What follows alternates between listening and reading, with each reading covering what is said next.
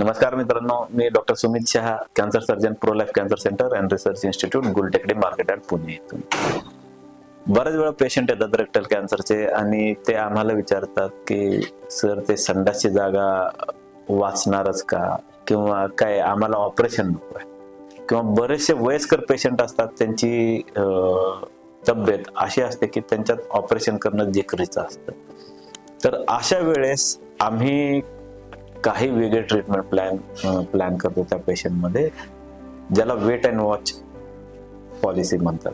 आजकाल rectal cancer मध्ये specifically जर मलाशयाचे कॅन्सर शेवटच्या 5 सेंटीमीटर आणि गोद्वाराच्या जवळ असतील किंवा स्नायूंमध्ये गेले असतील, तर अशा पेशंट मध्ये आपण काय करतो की थोडेसे अग्रेसिव्ह ट्रीटमेंट दिली जाते, ज्याच्यात आपण किमोथेरपी पहिल्यांदा देतो.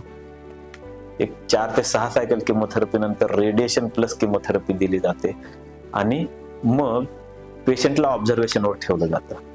याला TNT प्रोटोकॉल असं म्हटलं जातात. आणि साधारणतः दर 2 महिन्याला 6 आठवड्याला पेशंटला रेग्युलर फॉलोअपला बोलवलं जातं. जर कॅन्सरची गाठ पूर्णपणे विरघळली गेली असेल तर अशा पेशंटला आपण ऑब्झर्वेशनवर ठेवू शकतो आणि ऑपरेशन न करता त्यांची ट्रीटमेंट ठेवू शकतो. पण ह्या पेशंटला दर 6 महिन्याला MRI करणे, 6 महिन्याला कोलोनोस्कोपी करणे आणि फिजिकल एक्झामिनेशन म्हणजे पेशंटचे संडासची जागा बोट घालून बघणे. ज्या पण वेळेस आजार परत येईल त्यावेळेस त्याला लगेच ऑपरेशन करावं लागू शकतं.